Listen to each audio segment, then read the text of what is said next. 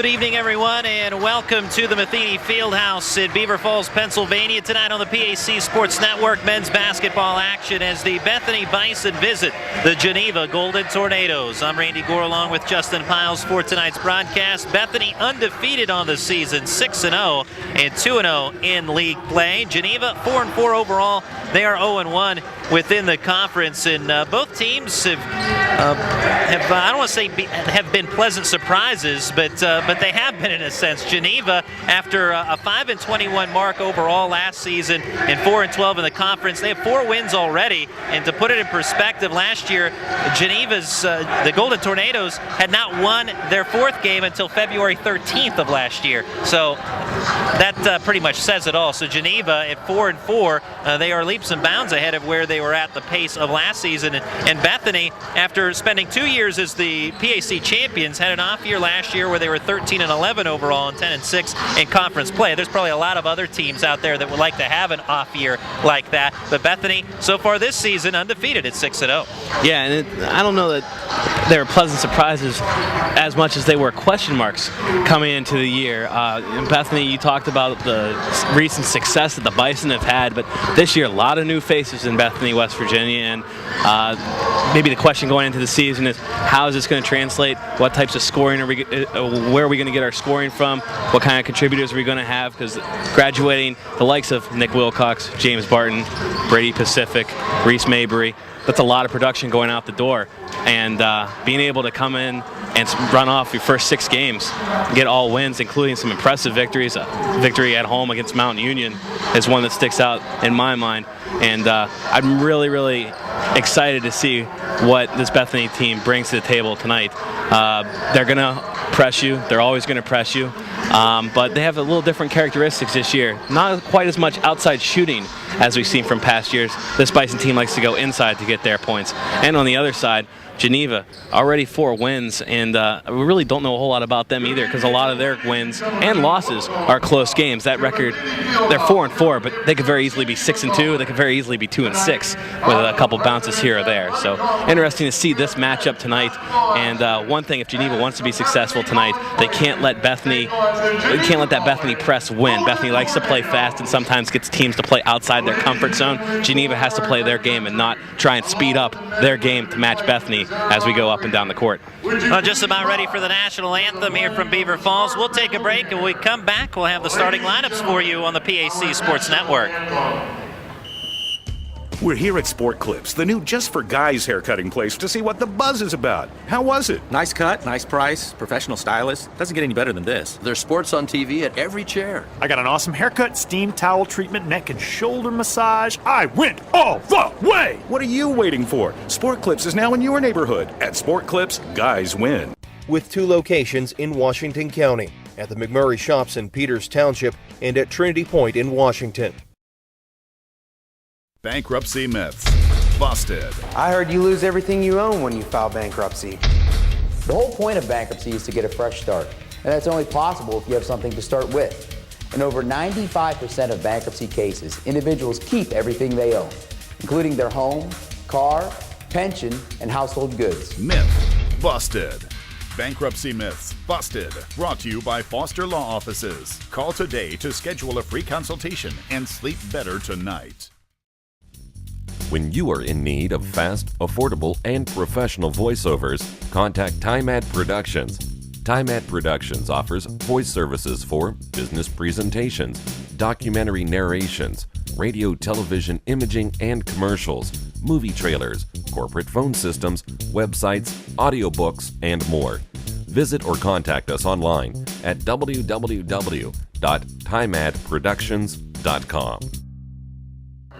A 6-foot junior guard out of a The visiting Bethany Bison, their starting 5 being introduced as we speak. And let's give you the starting lineups for both teams. Today's starting lineups brought to you by Sport Clips. For the Bethany Bison, number 4, 6-foot junior Delonte Joyce. Number 5, 6-foot senior Lawrence Weldon. Number 12, 6'2 senior Tyrone Smothers. Number 22, 6'5 senior Leslie Addy. And number 32, 6'5 senior Kevin Jackson. The Geneva Golden Tornadoes, led by head coach Jeff Santicero in his 17th year. Also to backtrack, the Bethany Bison, led by head coach Andrew Sachs in his 5th year with the Bison. But for the Geneva Golden Tornadoes, their starting 5 looks like this. Number 11, 6'1" senior Jacob Grimm. Number 20, 6'1" senior Jordan Harbison. Number 25, 6'3" freshman Chase Vondred. Number 31, 6'3" junior Tyler Damazo. And number 41, 6'7" senior Trevor York. Again, your starting lineups brought to you by Sport Clips. And also your triple Tri-County Patriots for Independent Living 3-point shooters of the game. For the Geneva Golden Tornadoes, you have to watch out for Jordan Harbison. He is 22 of 64 this season, hitting 34%. He's not shy about taking that 3-point shot in the least bit. And for the Bethany Bison, a guy who can really do it all inside and out, Leslie Addy, 11 of 27, hitting at a 41% clip. Those are your triple Tri-County Patriots for Independent Living, your triple 3-point shooters of the game. And Leslie Addy might be, if there was such a thing as a utility player in basketball, he is that. At times last year when Bethany didn't have a big guy or a true number 5, he went down low, played the center position. We saw him have an absolutely fantastic shooting performance from the outside down at Bethany in a game last year. So he can do it from beyond the arc, outside, inside, and he can do whatever the coach wants him to do, needs him to do. And on the other side, you mentioned Harbison, and he's not even leading the conference in 3-pointers because Brian Giesler is just unbelievable making threes at Grove City. But Harbison's one of those guys that you have to mark him, find where he is, and figure out a way to slow him down because he's going to get his shots, and most of the time they're going to go in. And Harbison stepping into a leadership role this season as well. As you said, he's already PAC renowned as one of the best 3-point shooters in the league, connected on 76 trays last season. And you add the fact that he is now in more of a leadership role this season and producing from that aspect makes him an even more talented type of player and even more of a force on the floor for the Geneva Golden Tornadoes. Also a guy who has been outstanding for Geneva is freshman Chase Vondred with 25 assists, the team leader in that category, and has led the Golden Tornadoes in scoring in their last couple of contests, including a game-high 29 points in what was a loss at home to Teal. But he was a guy that Coach Andrew Sachs of Bethany regarded, and Chase Vondred, who's dribbling the basketball right now, as the best freshman in the President's Athletic Conference, or at least so far as he's seen to this point in the year. And those are quite the large words as Jordan Harbison drains a 3-pointer to start. So all factors that we've pointed out, Vondred, and then there's Harbison for the 3, and it's 3-0 Geneva. Oh yeah, not only can he make threes, but he can also make them from way outside. That one was a good 5-6 feet beyond the 3-point line. Leslie Addy dribbles in a few steps, then we'll dish it back. And a levitating move by Lawrence Weldon back to Addy. Addy goes baseline and able to convert on the bucket. 3-2, Geneva's lead cut to 1 as we are in the early going, and a forced pass and the Bethany defense with the steal, and Weldon is going to make that Tyrone Smothers with the lay-in, and it's 4-3 Bison. And already the Bethany press giving Geneva difficulties. There's another turnover, and Bethany will have the ball. Oh no, I signal Bethany now. Geneva will have the ball, but very difficult spot to inbound it from the near corner.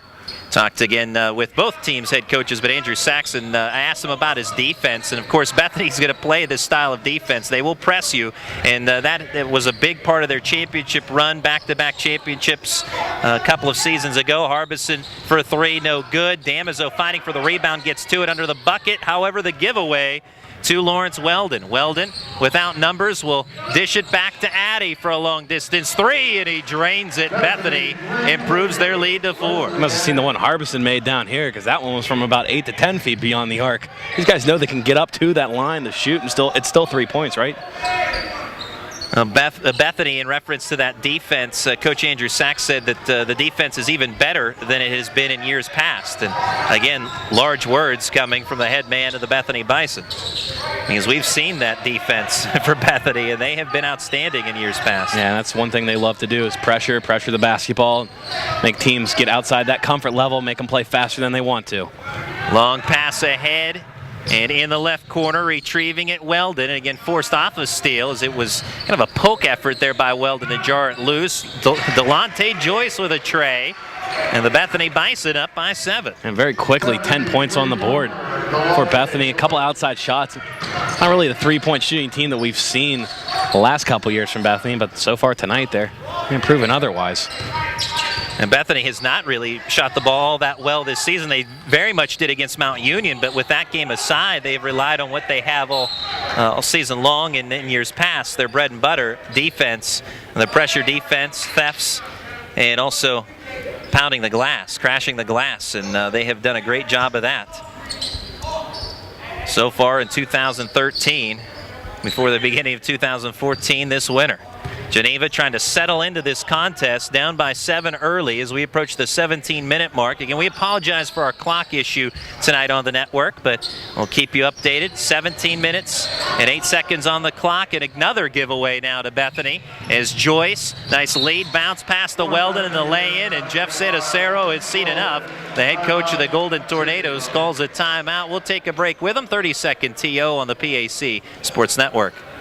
For generations, Sharps Furniture has been proud to serve Southwestern PA with their brand of personal service. Being an authorized dealer for Lazy Boy, they are dedicated to providing the finest quality products made here in the US of A. Looking for custom upholstery? Sharps carries a large selection of upholstery to choose from, all made in America. And their friendly staff will deliver right to your front door. Sharps Furniture, your authorized Lazy Boy dealer. Family owned, family operated since 1917. Located just off I-70, exit 19B in Washington, PA.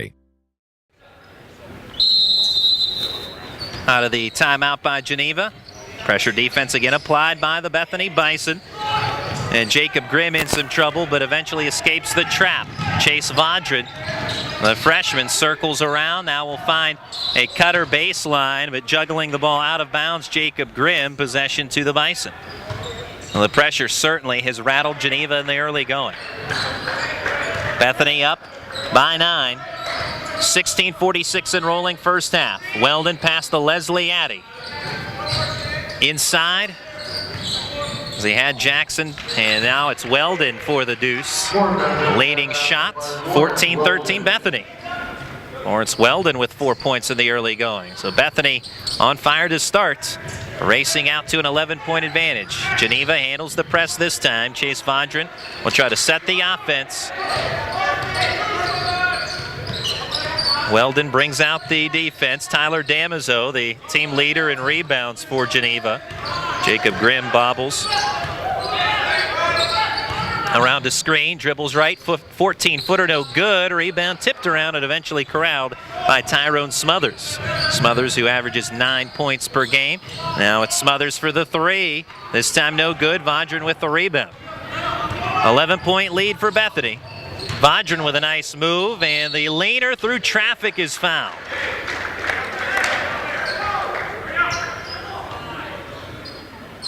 I talked about early, Coach Andrew Sachs regarded Chase Vaudrin as the best freshman in the league.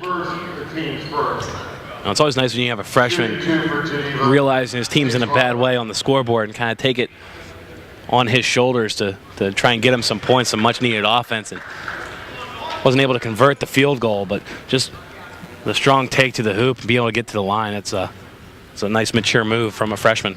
82% free throw shooter, averages 14 points per game and connects on both free throw tries, so trying to help his team settle down. It's a 9-point affair. 15:43 and counting, half number one. And he didn't do it by playing outside his capabilities either. That was a very fluid take. He wasn't out of control at any point there, and did a nice job. Addy for three, back of the iron. Rebound, Jacob Grimm. Grimm will push the floor. Long lead pass for Trevor York. York lets a couple of defenders pass him by, and off the window and good. And now Bethany wants a timeout. Coach Andrew Sachs not satisfied defensively there with what he saw. So Bethany calling the timeout. And we'll keep it here for the time being as both teams trying to adapt to the other's style of play. And, of course, the head coaches know each other well. No secrets between those two as far as what the other is going to try to do. But executing and adapting to those tactics. Right now it's the men on the floor trying to, again, adapt to that. And but you can see Geneva now starting to settle down. Yeah, settling down. It's a little bit easier when you're on your home floor, too. A little bit of familiarity. That timeout call by Andrew Sachs, definitely not happy with his team's transition defense, allowing York to get behind the defense and getting an easy basket at the other end. One thing Bethany needs to address. One thing that they do well is scoring points in transition, and that's obviously something very important to them. So the defensive side of the ball is just that other side of the ball didn't like what he saw there.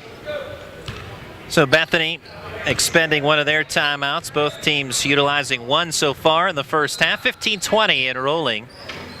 Tyrone Smothers from the right side, up top to Weldon, swings it around left to Delonte Joyce. Wants to go inside to Jackson, but he's well guarded. Instead, Joyce travels possession back to the Golden Tornadoes.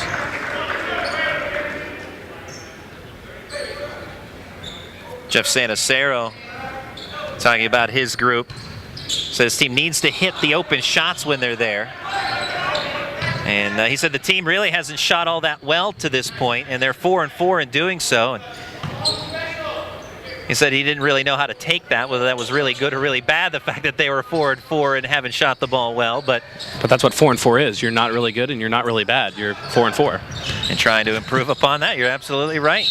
And trying to take it to the rim, Chase Vondran has the ball poked out of bounds by Bethany.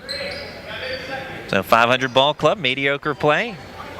The struggle in shooting has resulted in that. Here's a jump shot buried by Jacob Grimm. And Geneva trimming the deficit now to 5. It was an 11-point lead for Bethany. Well, 6-0 run here for Geneva. Gives them a little bit of confidence on the offensive side. Also gives them confidence knowing they can handle this Bethany pressure. Huge block there from Tyler Damaso. Bounce pass, Harbison for 3. Pull-up shot, drains it, and it's now a 2-point game. Jordan Harbison with his second 3-pointer of the contest, and Geneva has awakened on their home floor with 14 minutes to go in the first half. Bethany trying to set up shop. Weldon pulls it back. Now Jackson will try a 3-pointer. Jackson connects. Kevin Jackson, the 6'5 senior. He's more of a scoring threat. He transferred into Bethany last year, and they tried to use him as an interior player, a 4 or 5, and just didn't really pan out offensively. He's having a much better season scoring the basketball so far. He, along with Leslie Addy, typically on the inside, and Jackson that time stepping back for the tray. Addy can shoot the tray as well, as we've already seen tonight. Jackson juggles the ball out of bounds. Geneva takes possession. 5-point lead for Bethany, 17-12.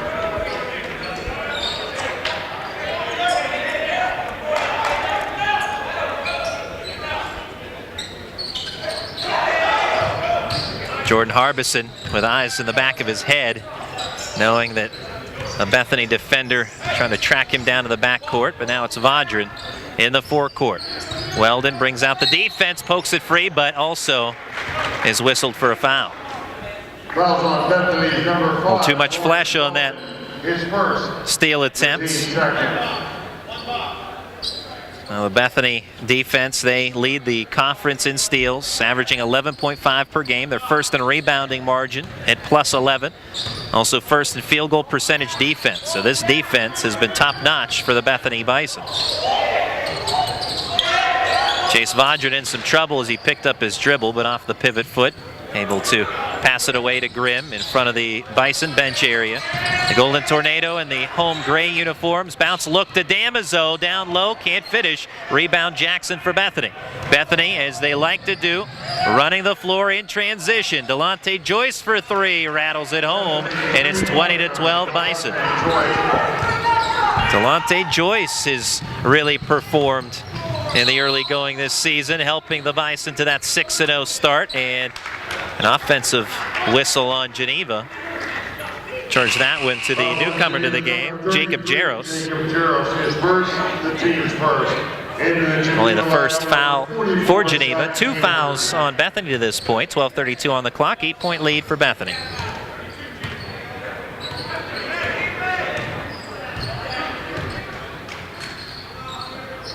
Andrew Sachs, we've seen this offense of his in years past really light it up, shooting from beyond the arc. This year a little different. I mean, they obviously have the ability to shoot from outside as they are on the follow. Ramel Young But they like to work it more inside to the Bison this year, and Coach Sachs had talked about maybe relying too much on outside shooting last season, and that ended up being a detriment to the Bison, and focusing more on the inside game, and so far so good this season. Yeah, it really starts with their guards too, being able to handle the basketball, bringing it up the court, but you have the quickness of Weldon, Smothers, Joyce, handling the basketball, knowing any one of them is a threat to score, but also to penetrate and kick, or dump down low off of penetration.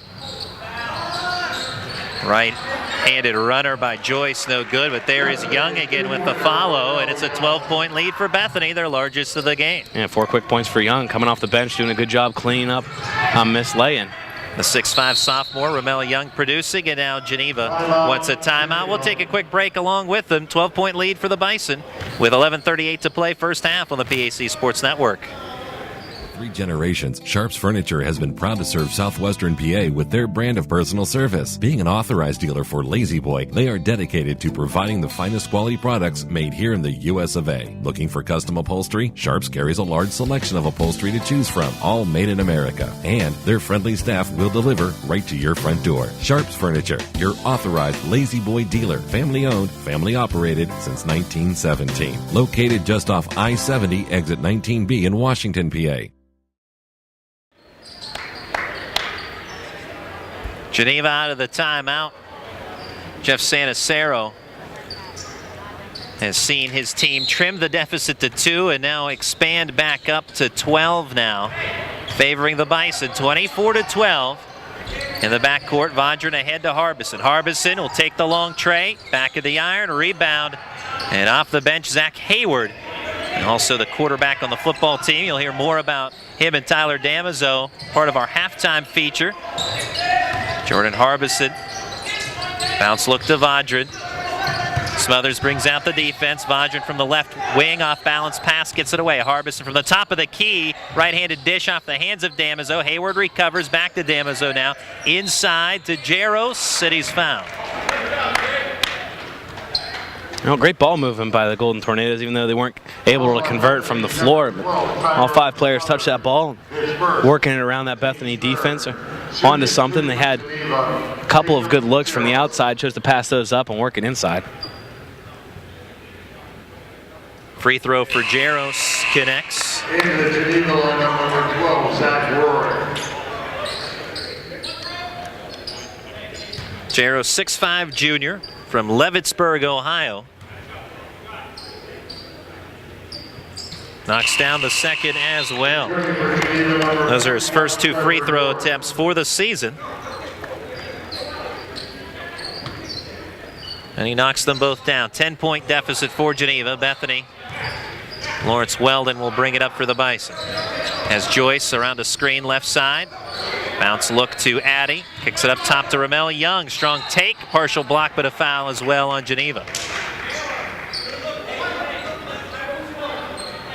That'll be on Trevor York. The team's second. Shooting foul will put Ramel Young to the line. Bethany, Ramel Young. Young out of Walterboro, South Carolina. 6'5" ball player. And already major contributions off the bench. Has 5 points with that free throw make. Don't see a whole lot of South Carolina in the President's Athletic Conference. No, you don't that often, but Coach Andrew Sachs able to recruit from certainly outside of the West Virginia / Western Pennsylvania area. You have some guys from Philadelphia, Baltimore, and as you mentioned, South Carolina, Orlando, Florida. You look up and down the roster. And Bethany remains in possession after the free throw miss. From the right corner, Antonio Rudolph, he is a product from Western Pennsylvania, from Newcastle High School, the powerhouse of the Red Hurricanes. We'll talk more about them in a moment, but out of bounds is Ramel Young, and we saw firsthand Justin Piles a little bit of the Newcastle Red Hurricanes last year, and Rudolph a part of their WPIAL championship in Class Quad A last year. They were the AAA champions the year before locally in the Western Pennsylvania area, and terrific group, and Antonio Rudolph, a type of player who can, just like the rest of the Bison, can play inside and out. And it's kind of, I don't know if they're that similar, but they kind of play similar styles in terms of all 5 players make a contribution in terms of Bethany and Newcastle. both teams like to pressure, and they use their speed to their advantage. Newcastle, as a high school, likes to get their opponents to play outside themselves, play faster, and you see a lot of the characteristics between the two schools. So certainly a find from that school will fit right in a program like Bethany. And he has absolutely been a great find for the Bethany Bison as Ramel Young drains the three-pointer from a straight-on look. And with under 10 to play, the Bison lead again by a dozen. Ramel Young with 8 off the bench, and he is the game-high scorer to this point. Zach Hayward pass cross-court to Vadra, and he's able to climb the ladder to bring it down. Weldon brings out the defense. Andrew Sachs from the bench points out directions to his team. Now Vadran finds a wide open player from the left wing. Zach Rorick unable to hit. Rebound offensive glass for Matt Naylor, but loses the ball back to Bethany. 28-16, Bison, 9:10 to go in the first half. Weldon has Ramel Young head fake. Now he'll try the three. This time no good. Vadran with the easy rebound. Nobody around him. Vadran hustles up the floor. Now Hayward will try the tray. Off the mark, rebound Leslie Addy. Leslie Addy, we were present for a couple of his double-double performances a year ago. Finished the year with 3 double-doubles, did Leslie Addy last season.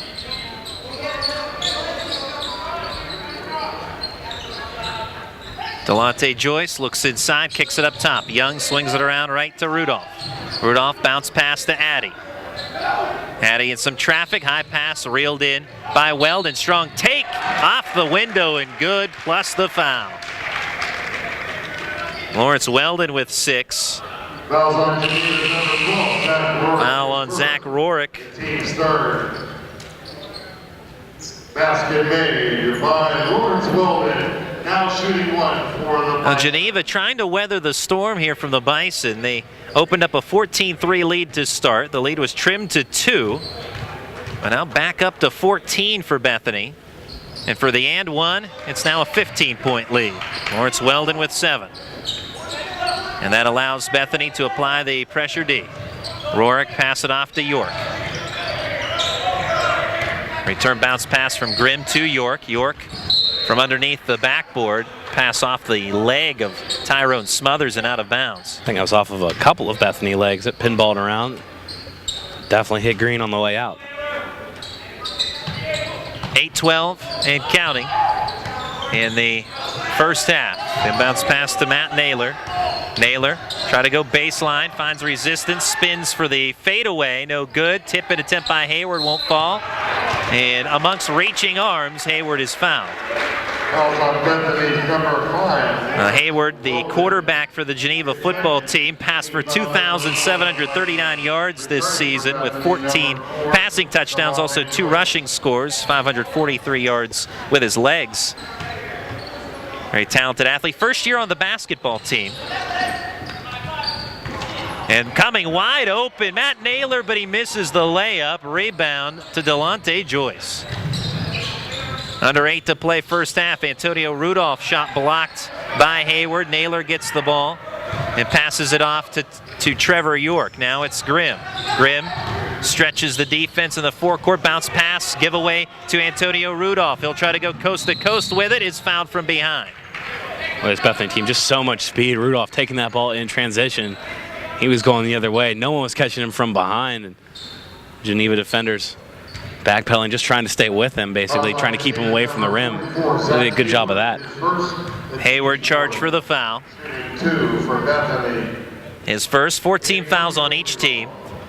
7:38 on the stopped clock. Antonio Rudolph, the 6'1 freshman, drains the first free throw. Into the Geneva lineup number 0, Jordan Lawrence. Rudolph, a second-team all-section player last year at Newcastle. Also competed in track and field and cross country. Was ranked number 1 in the WPIAL in the 400-meter dash. And Rudolph drains the second free throw. 33-16 Bethany. Still in the backcourt, Hayward. Long pass in the forecourt to Rorick. 3-point try, no good. And then trip up the floor, quick win as Bethany will run with it again. And you don't want it to get into a track meet with the Bethany Bison, and that's what's happening right now. Leslie Addy for a tray off the backboard. Will go out of bounds. Let's see here. Last touch by Bethany. Boy, that 3 off the hand of Addy. I think it had some side spin on it. I don't know that he had the grip that he wanted, or maybe it just fell off his hand as he was shooting it. But either way, something was not looking good with that shot. In the backcourt, Geneva. And out to the forecourt, Trevor York. Trying to go cross court, but Leslie Addy with the steal. Zach Hayward trying to keep it alive, and he's able to get it to carry him off of Leslie Addy out of bounds. Great hustling effort by Zach Hayward. And Justin, you talked to Hayward about coming back to the basketball court and played at Blackhawk High School, as did Tyler Damazo, but was recruited by some of the basketball players to play and return this season for Geneva. First year on the Geneva basketball team, and he has been a major contributor off the bench. Yeah, he was recruited out of high school, like you said, from Blackhawk, and he was kind of recruited every single season to try and play after football. And it's so difficult, obviously, to play 2 sports in college, but then to be the quarterback. You have the quarterback responsibilities, but also the leadership responsibilities. It may not look the best if the quarterback misses off-season workouts or meetings or different things like that.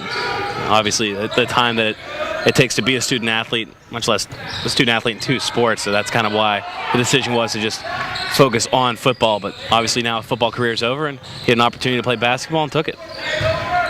Receiving the bounce pass from Smothers was Darian Brewster, but forces up a shot, partially blocked. Harbison with a head fake will kick it up top to Jordan Lawrence, 5'9" sophomore.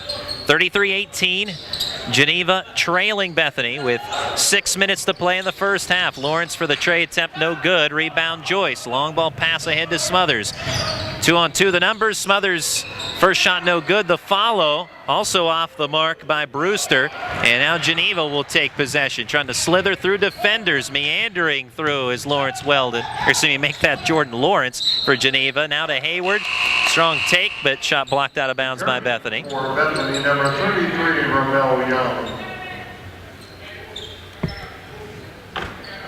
It'll be Geneva basketball, baseline area underneath the Bethany hoop. Smothers in Lawrence's face. Lobs it in toward Naylor, and a foul call coming on Bethany. And that charge to Kevin Jackson. That's already the second foul on Jackson with 5:42 remaining in the first half. And that's important because Jackson and Leslie Addy are the 2 men down low that Bethany likes to work to. And like in years past as well for Bethany, usually about only 3 deep off the bench. So you only see about 8 players for Bethany in whole. And so if you are able to, as an opponent, get any of those players in foul trouble, it's certainly to your advantage. Long jump shot off the mark for Lawrence, out of bounds off of Geneva. I believe last touched by Chase Vaudrin. Geneva, number 31, Tyler. Seems like a good time to plug our Twitter feed. You can follow us along on Twitter at PAC Sports. And we're also available on Facebook and on Instagram. Our Instagram account is PACSN. And I see that someone is following One Tree Hill pictures on our Twitter account. So if it's not you, and I know it's not me, maybe Kat Guyon should not touch our Twitter account anymore. It's certainly not me. So it pretty much narrows it down there, doesn't it? Antonio Rudolph from the left corner past the Smothers, and underneath, just dropping it in the bucket, Ramel Young. 35-18, Bethany with an impressive first half. And Ramel Young in double digits in his own right, an impressive first half. And now a steal by Smothers, ahead to Delonte Joyce. First shot won't go. Rudolph with the putback, also unable to convert. Ball out of bounds. And it is off of Geneva. I don't know if that shot by Joyce was an actual shot. I think he saw trailers behind him, and that was more or less a pass off the backboard that cannot be converted. Doesn't really looking at the hoop so much to score. Kind of looked back behind him, and I think that was a toss that was supposed to be a pass.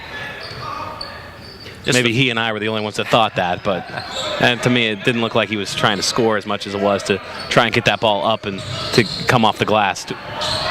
Trevor York with a block. It's still in possession. Bethany with reaching arms. Brewster in some major traffic is fouled by the Golden Tornadoes. And it's on Trevor York, the foul. And just to backtrack, you're talking about our Twitter feed, and also you can follow us on Facebook, Instagram. And if you have any questions or comments, you can drop us an email, info@pacstream.net.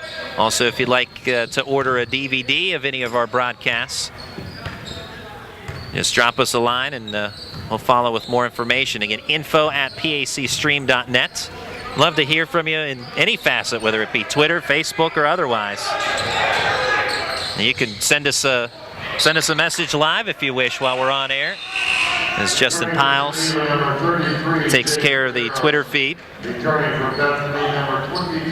35-18, Bethany leading. Some semifinals in Division III football today. Mount Union moves on to the finals, to the Amos Alonzo Stag Bowl, to what is a rare championship meeting with Wisconsin. Yeah, Wisconsin-Whitewater. It's the 8th time in 9 years those two schools meet, so congratulations to everybody that picked that, which would be probably everybody if you follow Division III football and know the history between those two teams. Steal by Ramel Young. Has numbers, a finger roll lay-in, will think about it and fall out. Now Geneva comes the other way. Harbison leads the floor. Pull-up three-pointer, drains it. 35-21. Bethany still with a healthy 14-point advantage. Now, some of the three-point shooters in the conference this year, I think I'd like to see a three-point contest between Harbison, Brian Giesler, a couple other guys out here that can really shoot the basketball. There's some tremendous shooters this year. Not to say that there weren't in past years, but it just seems like so many more, or maybe just the shooters are more prominent this year. But the way these guys shoot the basketball, especially Harbison, he's wide open, and you might as well just put three up on the scoreboard. Lehner connecting for Delonte Joyce moments ago to re-up the Bethany lead, 37-21. Harbison unable to knock that one down. Rudolph with the rebound. And one of the games we saw earlier this year, a week and a half ago maybe, at Thomas More and Grove City, and DeCarlo Hayes could be another one that could enter that fictional contest that isn't quite a real thing yet. But he was certainly capable of making threes as well. He was on fire early part of that game. Coming to a gym near you, the Justin Piles three-point classic. We already have 3 contestants. There you go. It's by invite only. There you go. Well, there you have it. So Giesler, Harbison, and DeCarlo Hayes are your first 3 entries. Sure. Those are pretty good choices. Grimm trapped in the backcourt looking for some help, and eventually able to squirt a pass ahead to Damaso. Now a 3-on-1 develops, and Jaros with the lay-in. Nice bounce pass by Damaso. 37-23, 2:14 in rolling first half.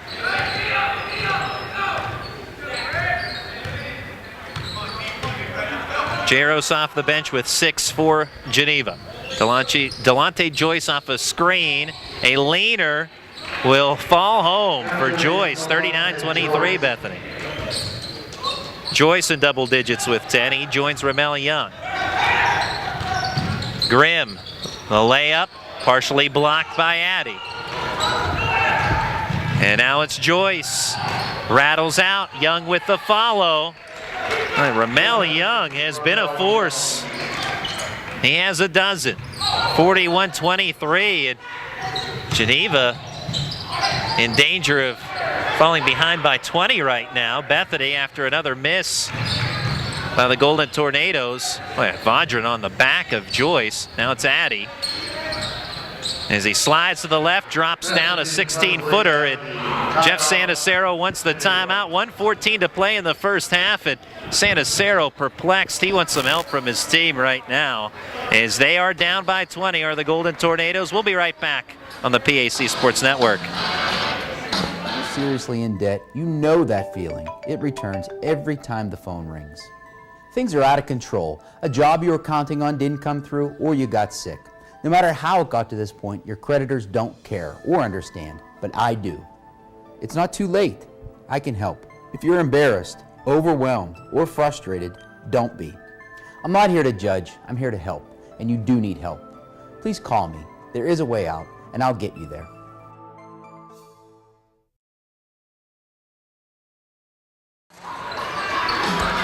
And back from Beaver Falls, 43-23, Bethany exploding to a 14-3 lead to start.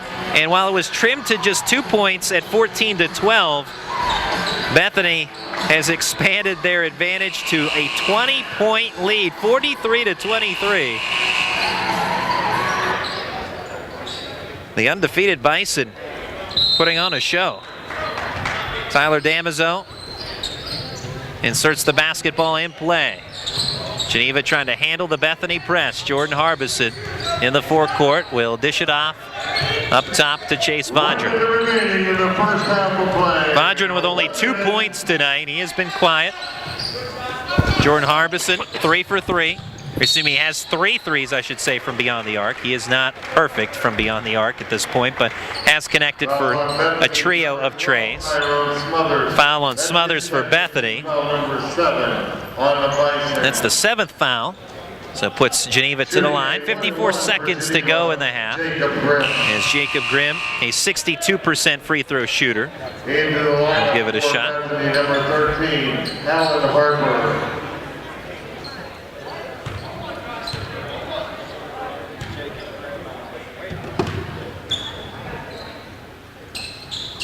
Misses on the front end, and the tip in by Jaros. 43-25. Jacob Jaros with 8. 44 seconds and rolling. Pedro Lalore, who's one of the place kickers on the Bethany football team in the contest for the Bison. Nice dish by Addy. But Brewster in traffic, unable to finish. And we have a whistle underneath. And that'll be on the Bison. And the area was Leslie Addy. And indeed the whistle on Leslie Addy, the 6'5 senior. Team foul number 8 on the Bison. Addy, a big contributor to the back-to-back championships won by the Bison in recent history. Entered last year as the 2-time reigning champions, but fell shy of defending their title.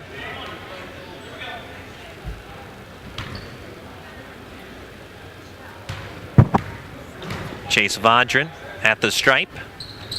Hits on the front end, will earn a second shot. 43-26 is Geneva trying to make up some ground late in the half.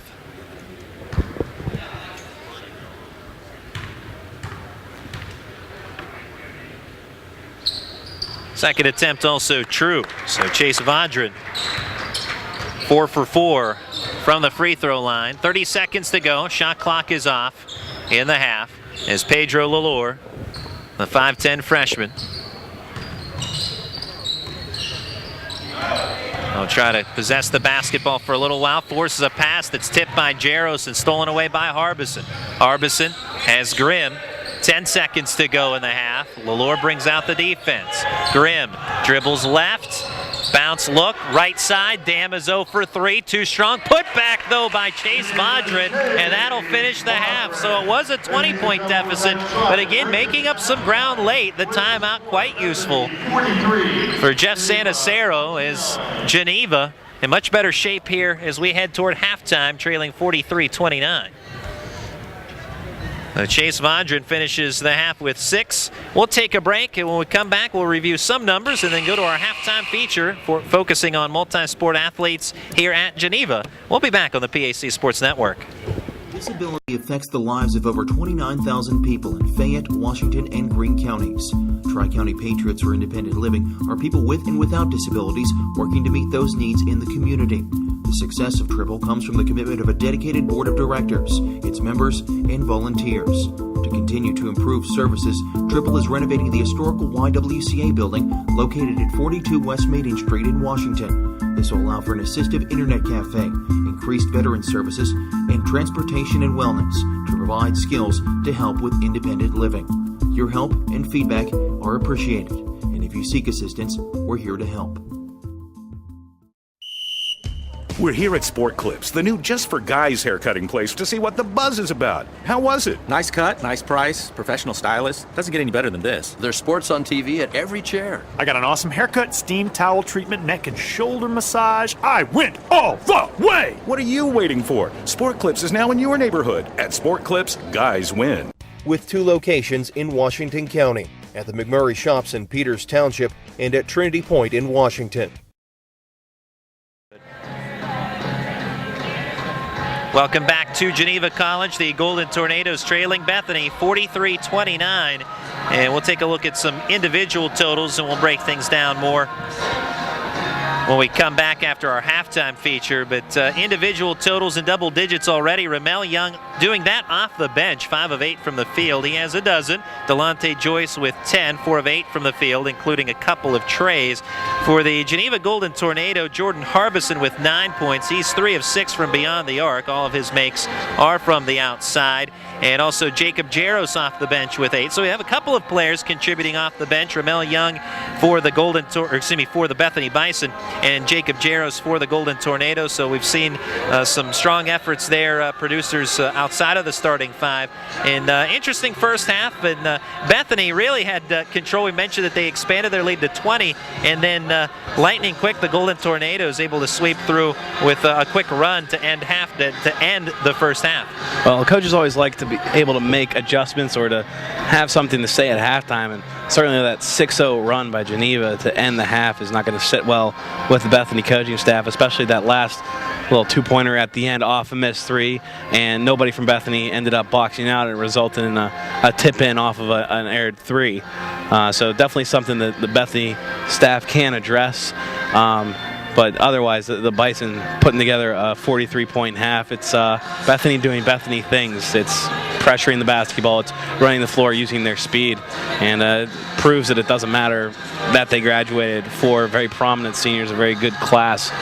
They're going to be just fine this year, and that 6-0 record, while I guess they could go undefeated, the likelihood of that happening is much less, but they're definitely going to be a top team and a force in the conference if the half that we saw is any indication of the talent of this team. It's the same kind of thing, just the system that Coach Sachs runs, the way that Bethany has played the last couple of years. Personnel is interchangeable, and that's how it's become a successful and prominent and lasting program in the PAC. Quick footed, sure-handed guards, a big part of that is they produce some open shots, but mainly they produce turnovers from the opponent. And so far tonight, 10 steals for the Bethany Bison, a group that leads the conference in steals and also averaging 11 steals per game. So they're already just one shy of their average, and that has been a big part of the reason why Bethany has a 43-29 lead at the half. Well, our halftime focus here during our men's game is on Geneva and on multi-sport athletes. And Justin Piles working with Yancey Yater as part of that feature. And that coming up after this timeout on the PAC Sports Network. When you are in need of fast, affordable, and professional voiceovers, contact TimeAd Productions. TimeAd Productions offers voice services for business presentations, documentary narrations, radio, television, imaging, and commercials, movie trailers, corporate phone systems, websites, audiobooks, and more. Visit or contact us online at www.timeadproductions.com.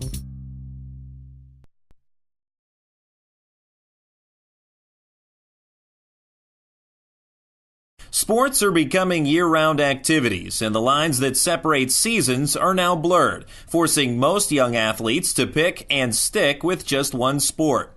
However, across the PAC and throughout the realm of Division III, multi-sport athletes are prevalent. At Geneva College, several players have embraced these opportunities and found success. Heidi Mann is one such athlete. As a freshman last year, she exploded onto the PAC soccer landscape, leading the conference with 18 goals, earning the first of 2 All-PAC First Team awards. Yeah, it definitely was a surprise last year that it was able to happen like that. It was exciting and fun. I think one of the big differences last year is we didn't have as many people that were able to find the back of the net, and so in those games, we need someone to score, and so I think maybe I had to be a little bit more selfish. But this year we were able to recruit some players and change things around on the field a bit that allowed me to do more of the distributing and let other people take it to goal, which I like scoring, but it was really exciting to have other people who were able to finish for us. When soccer season ended, Mann successfully transitioned to the basketball court as a guard for the Golden Tornadoes, finishing the year as the top point getter for Geneva. She's a really good athlete, and I think, especially when you're building a program, you want to start with kids who are athletic. And Heidi definitely brings that. She's a great leader on the floor. She communicates really well. As a point guard, she has a really good feel for what I want and is very good at communicating with me on and off the court. The women's soccer coach and I work really well together and felt like she's a great fit for the school. She's a great athlete. She's a great fit for both of our programs. And so it was definitely, we both recruited her. And we recruited her with the idea in mind that she was going to play too. Tyler Damaso also plays multiple sports. He starts on the basketball team during the winter and then transitions to the baseball field as Geneva's first baseman once the spring rolls around. I talked to both the coaches before I came here, and they told me that if I wanted to, I could definitely play both sports, and it's been something that it's been really fun, and I'm glad I've got the opportunity to do both of them here. He's had a tremendous year so far. He's a hard-working kid, and he's intense as any kid that we have in our program. Doesn't like to lose. Makes sure that he knows that the guys around him don't like to lose, and his work ethic has been something that the guys on the team have keyed off on and have kind of made their mantra this year to go and work hard and be physically stronger than anybody else that we play in the pack. An opportunity to play more than one sport was also offered to Geneva's quarterback, Zach Hayward, but he chose to concentrate on football for most of his 4 years in Beaver Falls. Now with his football career behind him, he has jumped at the chance to return to the hardwood. Other than the occasional pickup or intramural game, he had not played basketball since his high school days at Blackhawk. Competitively, it would have been my senior year of high school, but in the off season, I saw the basketball team playing pickup, and I would come play pickup with them whenever I could. And there's a lot of basketball players on the football team too, so I'd play with them as much as we could just to get our cardio. I've known him for quite a while. Him and my brother have been good friends for a while, and just growing up, he's always been someone that I looked up to because he's a real competitive guy, and he always just brings the best out of everyone. We've been trying to get him to play for a couple years here at Geneva, but with football being his predominant sport, it's been hard for him, but it's great having him this year on the team, and we're definitely glad to have him. With the opportunities at Geneva for multi-sport athletes to succeed, the players and coaches recognize how playing one sport enhances performance in the other. Just being competitive and not giving up. I know it's kind of cliche to say, play to the final whistle, but really at Geneva, that's pretty much our motto in every sport. Football is, next man up. If something happens, you got to keep playing. And same motto in basketball. We play 20-minute halves, and we play to the very last second.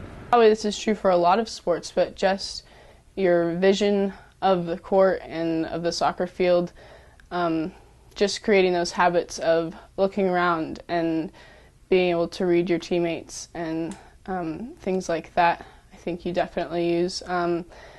I know my basketball coach gives me a hard time when I come into basketball season playing defense like a soccer player, and she said, "We're not in soccer anymore. I need you to play defense like a basketball player would." So there are definitely adjustments there, but there's a lot of things. I mean, communication, you practice that all season during soccer, and just the kinds of things that you can be saying definitely transfer between sports, I think.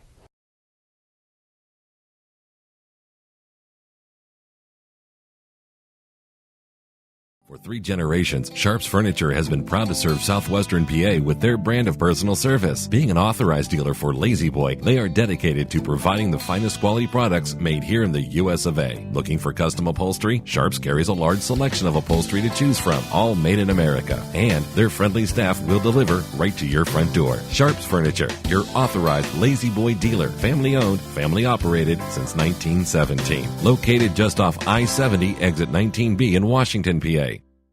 Disability affects the lives of over 29,000 people in Fayette, Washington, and Greene counties.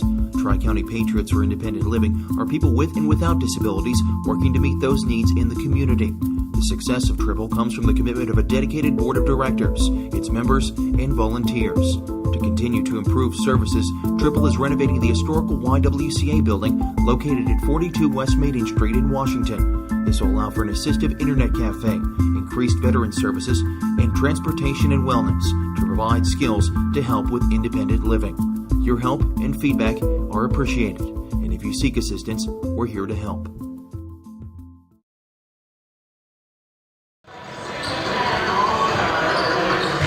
Welcome back to Geneva College. The Golden Tornadoes down to the Bethany Bison at halftime, 43-29, and a big run by Geneva at the end of the first half. They were down by 20, and then a 6-0 run to end the half has brought the score to where it stands right now. And things could have been much more bleak for the Golden Tornadoes at intermission, but that little bit of a run certainly has breathed some life back into Geneva, at least from their perspective, to start the second half. And from Bethany, as you kind of talked about, Andrew Sachs, the head coach, and really a perfectionist, really wants to see his team playing at all cylinders at all times, and it's just not the case. But there's nothing wrong with him expecting that from his team, and with that, surely as good as his team played throughout the duration of the first half, probably gave it to his team a little bit about that last 6-0 run. Well, yeah, you're probably right. But it's one of the reasons why they are successful programs. Successful programs don't get complacent.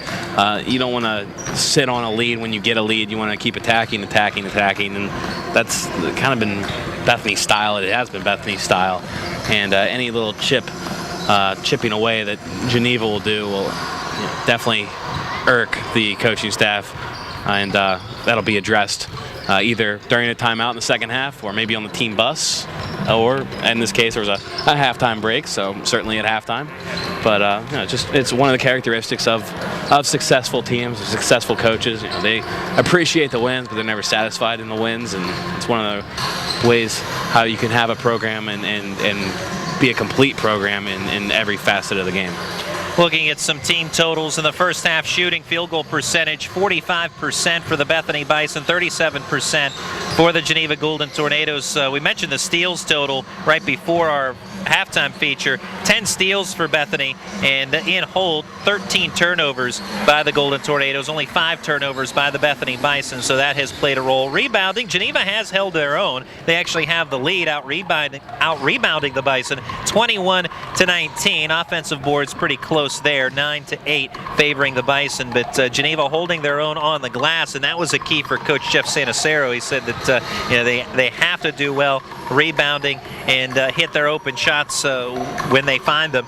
And for the Bethany Bison, their bread and butter is going to be it. And of course, Andrew Sachs said that aside from the Mount Union game, his team really hasn't shot all that well either, but their bread and butter has led them, and so far tonight they've been able to shoot the ball pretty well along with that, and that's why they're holding quite a hefty lead here at intermissions. We're ready to start the second half. We're just 30 seconds away, less than 30 seconds away from getting the second half underway. You look up and down that score sheet too. 7 different Bison have contributed on the score sheet in terms of scoring points. It's not been a bench that's been real deep in recent years. You mentioned that in the first half, but that's kind of been the story of Bethany, is that a good starting 5, but then after that it kind of tails off, not in terms of talent, but just in terms of bodies that are used in the game. And that's one of the things that I think will help out Bethany down the road. At some point, it was certainly have helped them out a couple years ago. We saw that in an NCAA tournament game where fouls kind of took their toll on them down the stretch of that game. But that's certainly something that you want to see. You want to see a little more program depth and in terms of players that you can trust, you can put out there in key situations, and that's good to see. 7 different players on the score sheet, and certainly 4 or 5 others into the game in the first half. As Bethany begins with possession to start the second half, and Jeff Sanacero, and speaking with him, that's something that he wasn't shy about strategizing about, is that they're going to hope that they can get some of those Bison in foul trouble because they know they don't go that deep into their bench. First shot off the mark, rebound Geneva. So they survive that first possession by the Bison, and now will try to work the offense. Tyler Damazo on the right side, but the giveaway to Leslie Addy. And going down to the floor, Chase Vaudrin is Addy with the slam dunk. Makes it 45-29. As Jacob Grimm fakes a pass right, lane attempt off the mark. Addy with the rebound. One-man show here, Leslie Addy. From the left corner, Smothers thinks about the three-pointer, but refrains. Chase Vaudrin went down hard to the floor and evidently took an incidental blow from Leslie Addy off that steal that we had moments ago. Vaudrin okay up on his feet. He was checking his mouth area, but continues action as play continues on. Smothers for 3 from the right corner off the mark. Harbison with the board. Harbison pass right side to Chase Vaudrin around a screen left. Dishes it off to Harbison from the left wing before a double team can collapse. Goes to Vaudrin left corner. Vaudrin will drive baseline. Strong take and good finish. Chase Vaudrin. Vaudrin has been relatively quiet so far tonight. Put up a game-high 29 points against Teal last week. Did a lot of his work at the free throw line. Delonte Joyce. Ball spins out. A foul on Geneva. On Harbison, shooting foul. First foul on Harbison. That ball looked good coming out of the hand of Joyce, just rattled around and would not fall. I was going to get that leaner to go. Part of the championship seasons for Bethany, Delonte Joyce seeing some time off the bench, and we already talked about the bench situation ad nauseum for Bethany over the past few years, but Joyce did see some minutes here and there during those championship runs, and he has really busted out here in his junior season as he drains a couple of free throws. 47-31. Delonte Joyce, who averages 16 points per game, and the conference leader in steals with 21. Right wing, Harbison, a rare miss when he's that wide open. And Bethany gets away with one there. There's a offensive foul on Weldon. Yeah. But yeah, you can't leave Harbison that wide open too often. No. I thought you were talking about getting away with one in terms of the stiff arm Weldon was giving away. As soon as you said that, they blew the whistle. Offensive foul, easy push off there. Yeah, they didn't get away with that. But yeah, you can't leave a sharpshooter like Harbison open. He just seems to find that spot where no one's really paying attention to him, and then all of a sudden, wide open. Whether it's the corner or the wing or someplace away from the basketball, and the basketball finds him. Damazo draws the foul. That on Leslie Addy. Second foul charged to Addy. 16-point game, 17:58 on the clock, second half. Damazo's free throw, no good. Damazo from Blackhawk High School. 67% free throw shooter. Averages 9 rebounds per game. The top man in terms of boards for the Golden Tornado. Hits the second. Damazo with his first point of the night. Also 8.3 points per game. He's been quiet. Top of the key, Leslie Addy. Left side take, right-handed lay-in, won't drop, but a foul. And that's on Bethany. It's on Jackson, an off-ball foul. Third foul on Jackson, so the fouls starting to collect on the Bethany side of the ledger. 47-32, Bison leading, 17 and a half to play in the game. So plenty of time in this one. Grimm fakes a pass right, gets Addy to commit to the air, and his shot on the lane attempt blocked by Kevin Jackson. Kevin Jackson, the team leader in blocks with 10 coming into tonight. Add number 11. Now Grimm with the leaner, won't fall, and the rebound Jackson. Coming the other way, Weldon has Smothers. Smothers baseline, shot blocked by York and maybe Damizo as well. Damizo lead pass to Vaudrin. Vaudrin gets around a defender, kicks it to the left corner. Head fake, Harbison brings it in for a two-point jumper, no good. Grimm with the offensive board. Vaudrin head fake, drives the lane, no good off the glass. Rebound Jackson. Under 17 to go. Now Bethany will run the transition game, and Weldon with the nice finger roll lay-in off the glass. Boy, Weldon's so fast. He beat the defense on his own that time. 0 to 90 in a matter of seconds. Lawrence Weldon tip and steal by Kevin Jackson, but Vaudrin trying to save it. Jackson retains possession for Bethany. Addy from the left wing to Joyce. Drives the right side of the lane. The runner won't go. Damizo with the rebound.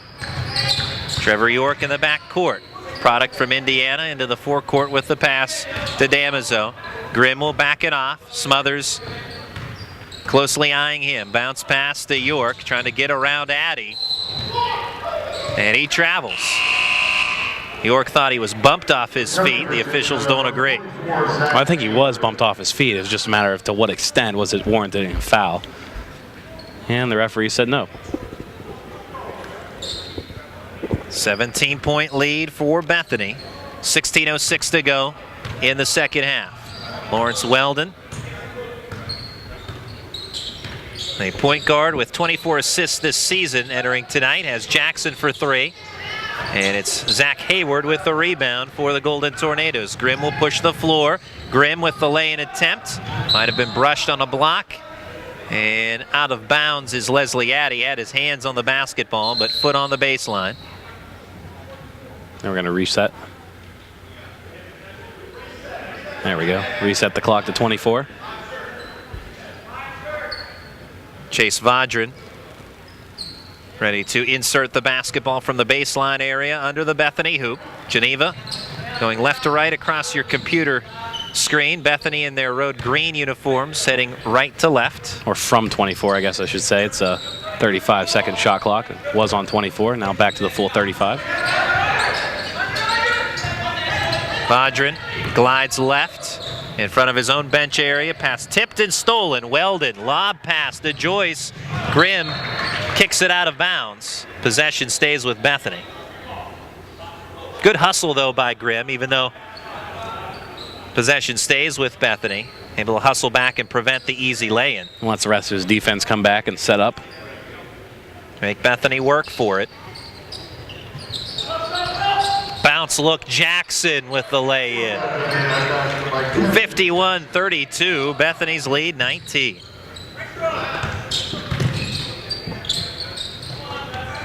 Harbison in the forecourt has Grimm open for a tray. Rattles out. Vaudrin with the offensive board. Vaudrin, use of the window, 51-34. Chase Vaudrin in double digits now with 10. Ramel Young throws off his warm-up as he's ready to check back into the ball game off the next whistle. A couple of Geneva players ready to enter as well. And Kevin Jackson from the left side low blocks, then with the laner, trying to create some space, but took a little something off the shot. And now tripped up in the forecourt, Chase Vaudrin. That's on Delonte Joyce. Team foul number 4 in the place in this half.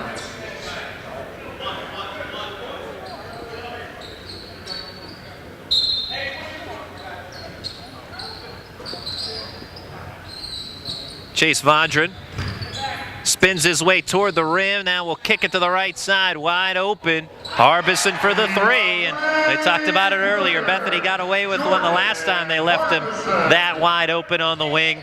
This time Harbison makes Bethany pay. That's his fourth triple of the night. 34% shooter from the outside. Bethany looking for the response, and Jackson with the leaner. Jackson with 7. And a near steal by Ramel Young. Harbison holds on. Hayward pass right side to Nick Shelton. Shelton in some trouble. Has Naylor baseline move. And has a player come down on his back, and if that's Jackson, that'll be his 4th.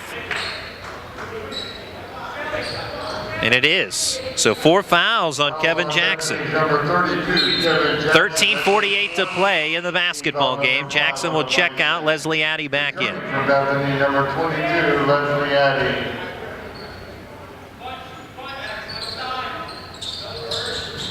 Vaudrin finds Hayward. Now to Shelton. Hands it off to Chase Vaudrin. Backs it up near the half-court stripe. Smothers, with his pink shoes, brings out the defense. I mean, years past, remember British Alexander had the all-green shoes for the Bethany Bison. Yeah, you look over there on their bench, it looks like a crayon box in terms of shoes, but only if the crayons were green, light green, dark green, little blue-green. They're all different shades of green except for the pink ones of Mr. Smothers. I see some neon green on the bench as well, so different shades of green, and then, as you said, Mr. Smothers with the offset color.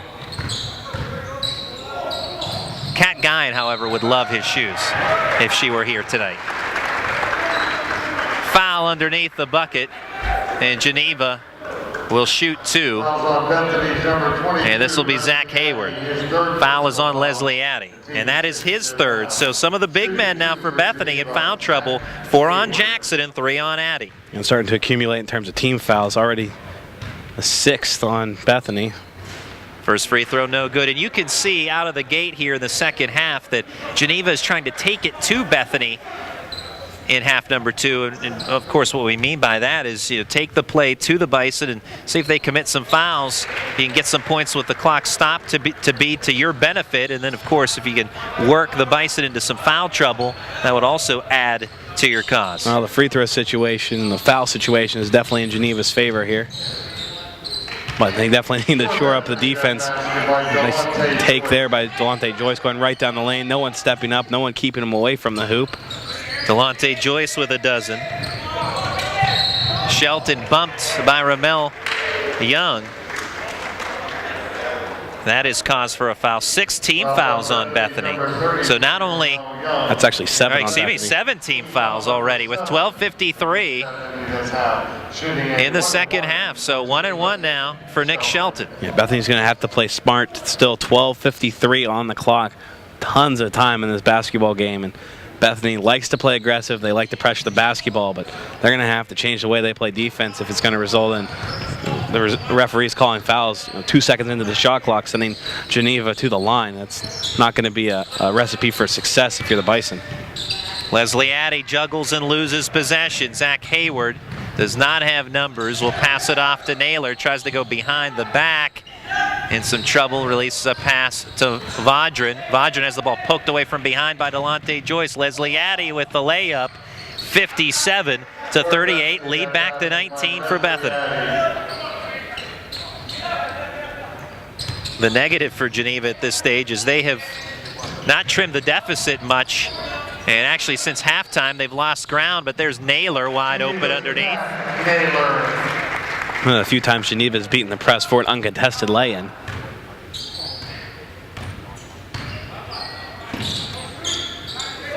Under 12 to play. Smothers, 2-point jump shot, buries that one. Back to 19 points, the lead. Now all of a sudden, after not a whole lot of offense and kind of choppy play in the first part of this second half, now we see an offensive flurry. Mostly because Bethany's decided to press again, and Geneva's had a couple of good looks inside. Matt Naylor fights his way to the bucket, and that is Leslie Addy guarding. And a whistle and a foul upcoming, and that's the 4th on Addy. Fouls on Bethany's number 22. Well, it hasn't measured up yet for trouble for Bethany, but the way this is shaping. Trending in that direction for sure. I think, well, if I'm the Bison, I might not want to play too fast offensively. Get some of that clock going. The way they're accumulating fouls and the way some key players are accumulating fouls. Ooh, the rare bank free throw conversion. Matt Naylor with 3. By the way, some of their key players are accumulating fouls. Might be a good time to try and shorten the game. It's not their style to slow it down, but maybe work that shot clock just a little bit. Michael McElhenney enters for the first time. Both free throws good for Matt Naylor. 17-point game. 11:32 to play.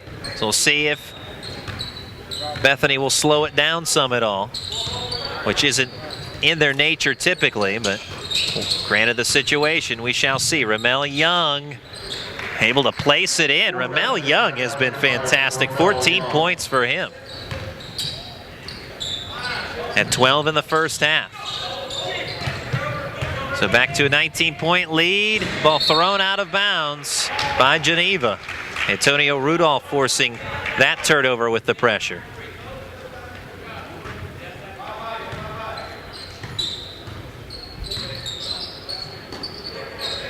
Joyce will try the three around his screen and nothing but net. Delonte Joyce. Well, so much for slowing it up, but Bethany's hitting. Now so much for playing with the lead as well.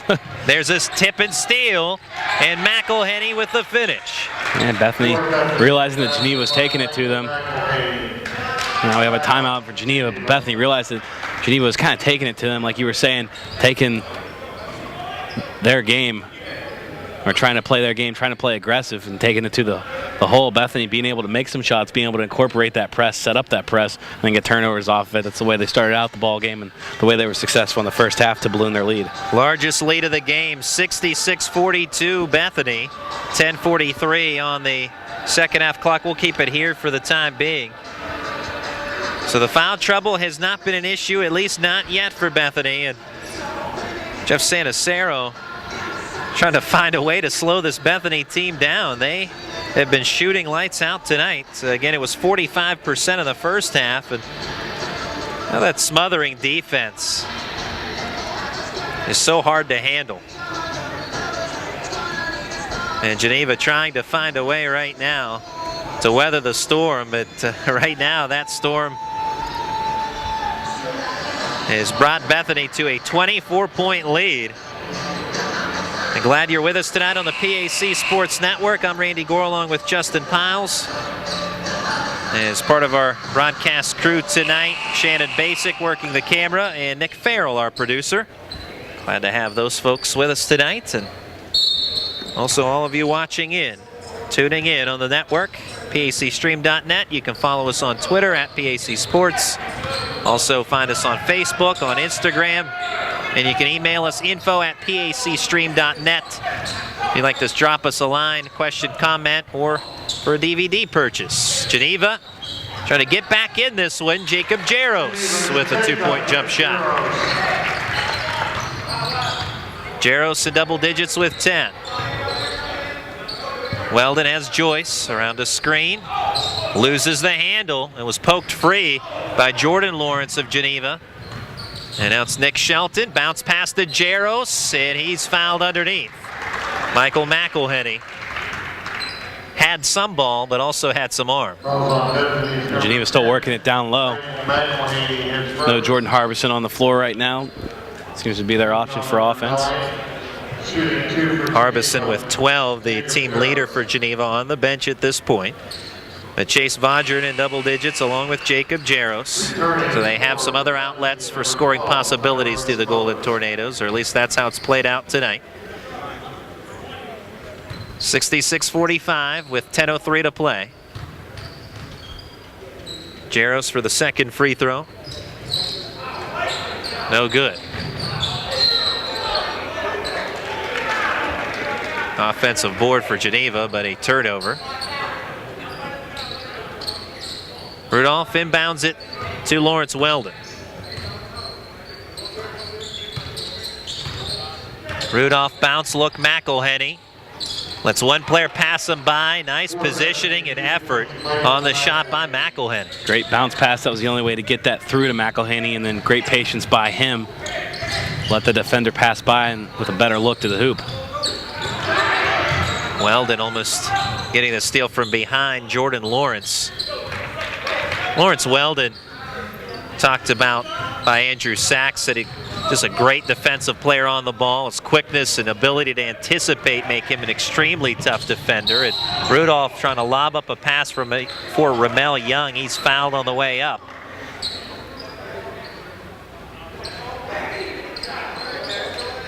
And that Zach Hayward, make that Nick Shelton rather, number 4 rather than 44. Nick Shelton with the foul.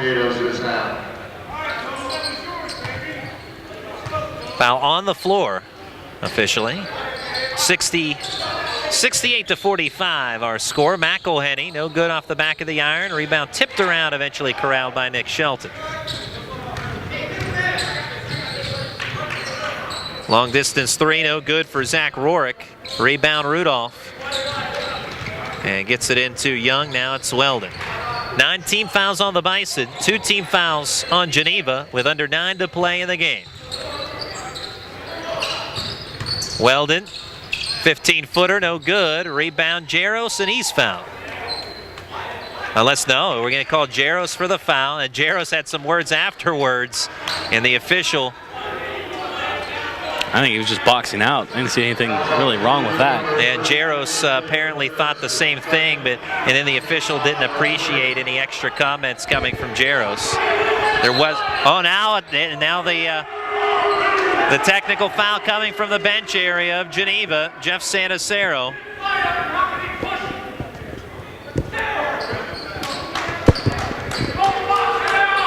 Technical foul called on Geneva College bench. And the Bethany Fieldhouse becoming more vocal. The folks here in the crowd not agreeing, along with Jacob Jaros, not agreeing with the call by the official. But now, as a result of the technical foul, Tyrone Smothers, who's an 85% free throw shooter at the line, hits the first.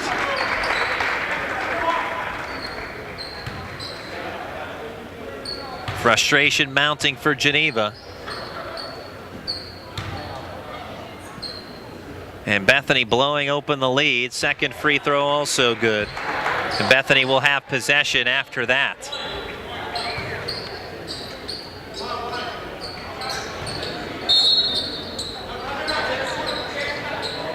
Lawrence Weldon takes a look around, sends it into McElhenney. Now it's Weldon up top. The facilitator of the Bethany offense, Lawrence Weldon, as Tyrone Smothers works around a screen by Young. Dishes it off right. Rudolph laser pass to Young. Unable to finish on the first try. Second shot blocked out of there by Naylor. And Lawrence fouled by Bethany on his way up the floor. And that on Rudolph. Number 20, Antonio Rudolph is first. Team foul number 10 on the Bison. 25-point lead for Bethany. That foul was on the floor, but 10 fouls on Bethany. Double bonus time for Geneva. Jordan Lawrence about to attempt his first free throw of the season. Young season at that. Geneva 4-4 overall, 0-1 in the conference. First free throw no good. Bethany 6-0 and 2-0. Jeff Sanacero very disappointed with the fact that his team is 0-1 in the conference. Not so much that they are 0-1, but that loss was at home, and right now in danger of going 0-2 in their own house with this hefty deficit as we sit. Yeah, close 5-point loss against Teal. That's another team that's such a tough matchup in the conference. And you talk about Bethany and all the things that they bring. There's a nice finish plus a foul. Trevor York. Yeah, Trevor York. Nice job. They're another one that kind of has their own characteristics, Teal. Always a good rebounding team. Sometimes can't score as much as they'd like, but this year's team seems like the scoring's up, and they're a more complete team in terms of they do more than just defend and rebound. They actually kind of put some points on the scoreboard, and they're also a dangerous team, have the potential to be a dangerous team in this conference race. I mentioned earlier a lot of question marks within the conference, a lot of mystery out there as to how this might end up this season, and Lawrence Weldon connects for a tray, 73-47. Weldon with 12. He averages 12 points per game. Now in some trouble, Chase Vondran. Damaso, quick pass to Harbis, and underneath open is Grimm, and he places it through off the window.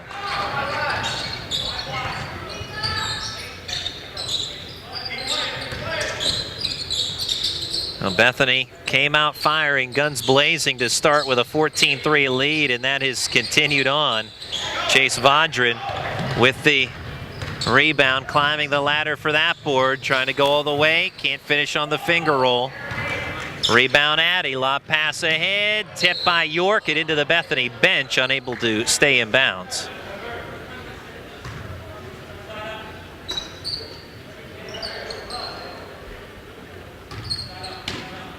Smothers throws it into McElhenney. Now back to Smothers around a screen from Addy.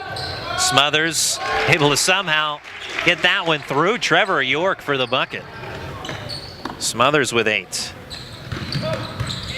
Bethany basket, timeout Smothers. Easy lay-in for Trevor York. Breakdown there for Bethany. And Bethany at this point will be fine with trading baskets, up 24. 7 minutes to play. Lay in by Weldon plus the foul.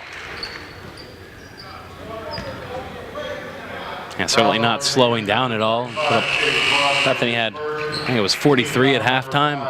Well on their way putting together another 43-point half. Basket made by Lawrence Weldon. Kevin Jackson checks back in with 4 fouls. Leslie Addy exits as Ramel Young re-enters. Actually entering, had some realignment there, but entering for the first time is Alan Harper for Bethany.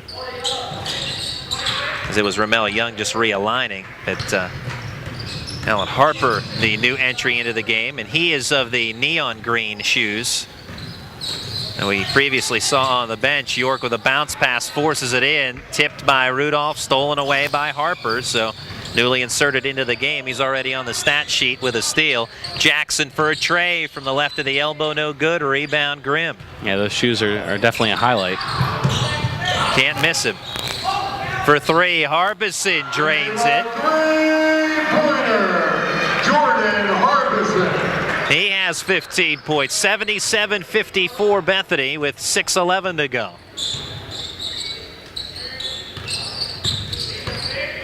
Harper to the top of the key, pass to Rudolph, no good. Rebound Damizo. Stutter move by Vaudrin, has the ball poked out of bounds by Weldon. Weldon wanted that ball off of Vaudrin, but did not get the call. Weldon gets a rest as Pedro Lalore enters. Under 6 to play.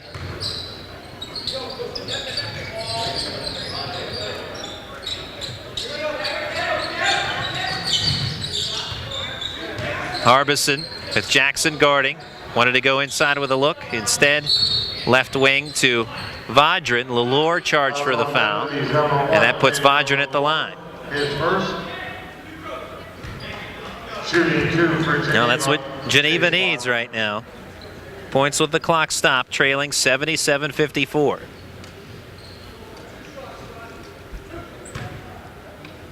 Two tries here for Vaudrin, an 82% free throw shooter, averages 14 points per game, has 10 so far tonight, misses the first. Now 4 for 5 from the line tonight is Vaudrin.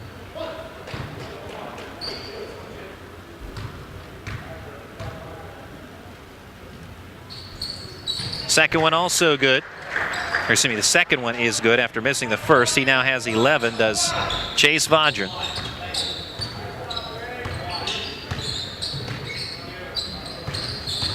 Antonio Rudolph dishes it off to Jackson, muscles his way in. First shot won't go, gets his own rebound. Second try will drop through. For Bethany, 2 points, Kevin Jackson. 5:17 to go. Bethany continues with a 24-point lead. Grimm bounce pass to York from the left side, low blocks, trying to get one over Jackson, no good. Rebound to Rudolph.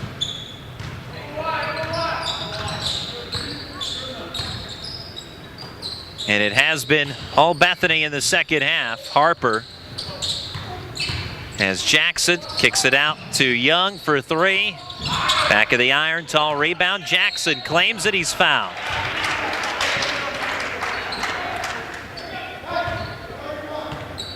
Fouls on Geneva's number Tyler Damaso. That's his first personal foul. Team foul. Damaso trying to do some work underneath, but outmanned tonight by the Bethany Bison. Kevin Jackson. And Bethany, to their credit, even with 4 fouls on Leslie Addy and this guy at the line, Kevin Jackson, they have managed to, well, number one, have those 2 guys play through the 4 fouls to the stage. And those 4 fouls for each came early in the half. Yeah, and they haven't really missed a step. I know you're going with that. They really haven't missed a step offensively.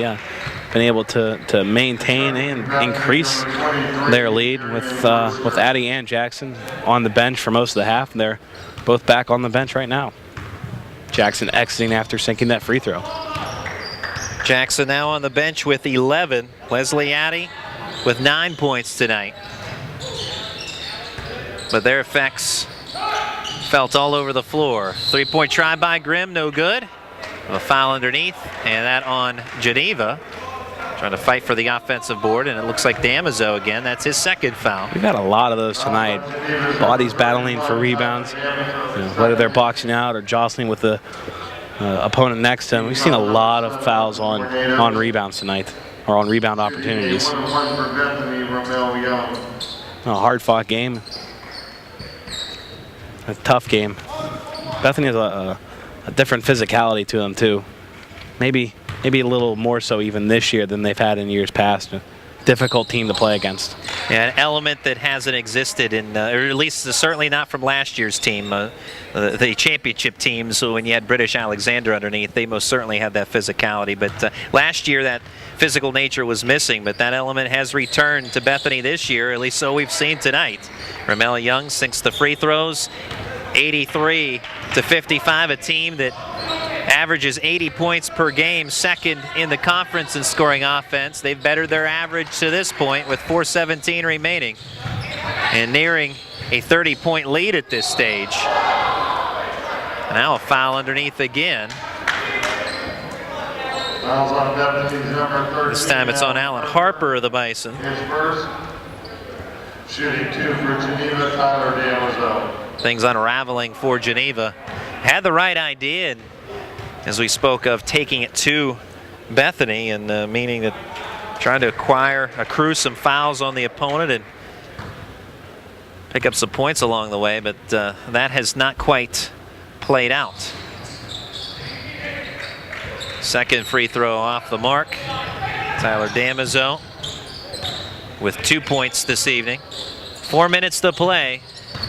83-56. Bethany, head fake Young. Drives the lane, big spin move, and the left-handed lay-in. Ramel Young, impressive off the bench. And he's certainly your 6th man for Bethany. They had that those championship years with Brady Pacific. He is more the outside guy, but Ramel Young is your 6th man, and impressively so on the inside. Yeah, I think that's where this team needs to go if they are going to have a 6th man. They have so many weapons on the outside. So much quickness in Joyce, Weldon, Smothers. We've seen a lot of minutes from Rudolph. Addy can step outside, but the last couple years, and especially with the absence of Alexander in the middle, but even with him, they've always been seeking that extra guy down low. And obviously with Jackson as the starter and having someone being able to come in like Young off the bench, who still has size, good touch around the hoop, good defensive awareness too, and can run the floor. That's definitely somebody that Bethany's look for, and in terms of finding that next level guy from the inside. Long 3-point try by Jordan Lawrence, no good. Rebound Bethany. Bethany now will take their time. Pedro Lalore around a screen right. See some more guys off the bench. Najee Kelly is fouled.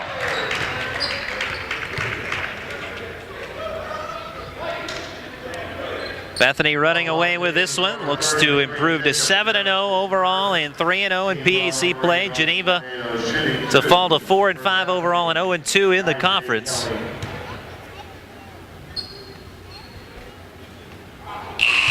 Free throw off the back of the iron for Kelly, the 6'2 freshman. Number 2, Jordan Ball, and number 21. Kelly out of Philadelphia, PA. Takes a deep breath before putting a second free throw in the air. Back of the iron and misses on that second try. Additionally, ball lost out of bounds, however, off of Jordan Lawrence, so Bethany will retain possession.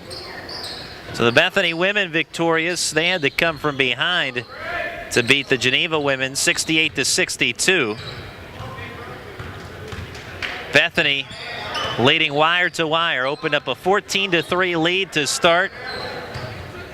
And a 20-point lead at its largest point in the first half.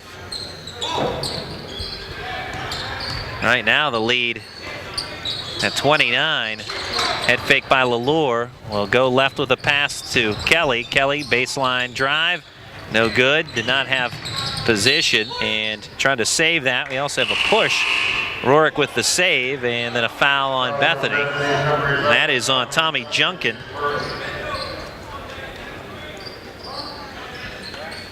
Well, this is our last broadcast before Christmas, before the winter holiday break. And when we come back, we'll resume our coverage in early January. And at least from what you've seen so far, your thoughts on the conference? In terms of men's action? Either or. Well, in terms of women's action, Thomas More, we've talked about them and how impressive they've been. And how they've kind of taken that program to another level. I'm very impressed by Bethany here tonight. Just by the way that they're playing, kind of knew what we were getting out of St. Vincent this year and some of the other veteran teams. Grove City, we saw them a couple of weeks ago, a week and a half ago. Well, seems like so long ago, but a week and a half ago, and they've improved. I think a lot of teams have improved from last year in the conference. And St. Vincent going into the year, I think they were kind of the favorite in the preseason, not because of what other teams could or couldn't do, but because most people knew what was coming back with St. Vincent. You knew what you were getting. And not to say that, Bethany or another program, couldn't have what St. Vincent has, but it's just kind of that known factor. And now by seeing Bethany, it's just a totally different style of game that they play from really anybody else in the conference. But if you can get, or if they can get the other teams in the conference to play their style, of course it's going to have a very hard time to beat them. To beat Bethany the way that they play. I like them so far from what we've seen, just the way that they play. I know Teal's a better team from last year. St. Vincent, I think, will be on par with last year. A couple other teams up there at the top. We saw Grove City, Thomas More, I think a couple other teams, maybe like a Geneva, are still trying to weed themselves out and figure out what type of team they are. But from that top pack, I think this conference has a good solid group in terms of men's teams this year, and I think the overall conference depth is better, not just because there's not a clear-cut favorite, but also because the teams that aren't the clear-cut favorites are better teams.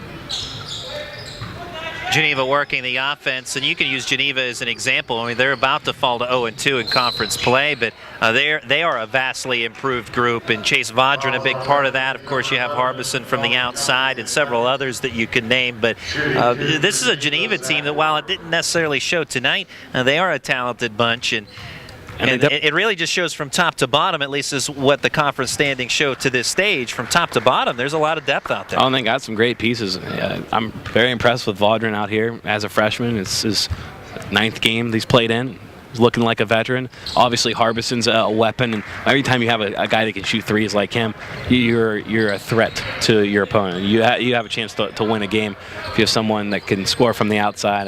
Damaso does a great job. He might be the hardest working player, well, certainly on the floor tonight, but he might be one of the hardest working guys in the PAC just because of the way he's battled bigger bodies throughout his career. And again here tonight, going up against the likes of Addie, Jackson, some of these physical Bethany players. So Geneva's got some good pieces, and it's kind of a good thing but a bad thing having that Christmas break is that you have time to work on things, but if you're in a good flow, like a Bethany starting out here and going to 7-0 in another minute, you kind of don't want that break because you're playing well, you're playing good basketball. When you've had a season kind of like Geneva, up and down, nothing really too great, win a game, lose a game, and are a 500 team, you have some chances to work on some things, refocus, and then come out in January and be ready for conference play.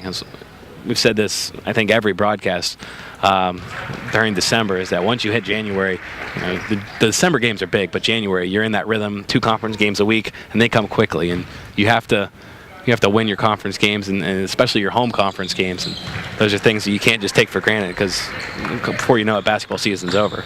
Under a minute to play with an 89-62 lead for the Bison. Zach Burns with a couple of free throw connects moments ago for Geneva, the 6'4" freshman. And the Bison on their way, just holding the basketball at this point. Pedro Lalore is bringing out the defense. Jordan Lawrence. Lalore will angle right, bounce pass toward Harper, out of bounds.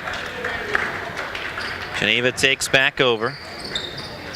The all-time series, Geneva owns a commanding edge in the series, 55-31, about to go to 55-32. However, Bethany going to run their winning streak head-to-head over Geneva to 9 in a row. After a block shot, Harper is fouled from behind by Jordan Lawrence with 20.6 to go. Fouls on Geneva's number 0, Jordan Lawrence, his first. Team foul number 10 on the Golden Tornadoes, shooting 2. For Bethany, Alan Harper. Alan Harper trying to send this lead up to 90 points here, or at least the total score up to 90 points. 90-62 as he drains the free throw. And Harper on the score sheet knocks down the second. 20 seconds to play. Stay tuned to the post game. We'll hand out our Foster Law Office's player of the game. Jordan Baum, shot blocked. Loose ball, 7 seconds left. Bethany in possession. Lalore will hold it. And the buzzer sounds. This ball game over. The Bethany Bison, the women and men, with a doubleheader sweep tonight on the PAC Sports Network. Your final in men's play, 91-62. Bethany. We'll take a break again. We'll come back and we have our Foster Law Office's player of the game on the PAC Sports Network. We're here at Sport Clips, the new just for guys haircutting place, to see what the buzz is about. How was it? Nice cut, nice price, professional stylist. Doesn't get any better than this. There's sports on TV at every chair. I got an awesome haircut, steam towel treatment, neck and shoulder massage. I went all the way! What are you waiting for? Sport Clips is now in your neighborhood. At Sport Clips, guys win. With 2 locations in Washington County, at the McMurray Shops in Peters Township and at Trinity Point in Washington. When you are in need of fast, affordable, and professional voiceovers, contact TimeAd Productions. TimeAd Productions offers voice services for business presentations, documentary narrations, radio, television, imaging, and commercials, movie trailers, corporate phone systems, websites, audiobooks, and more. Visit or contact us online at www.timeadproductions.com. Bankruptcy myths busted. I heard you lose everything you own when you file bankruptcy. The whole point of bankruptcy is to get a fresh start, and that's only possible if you have something to start with.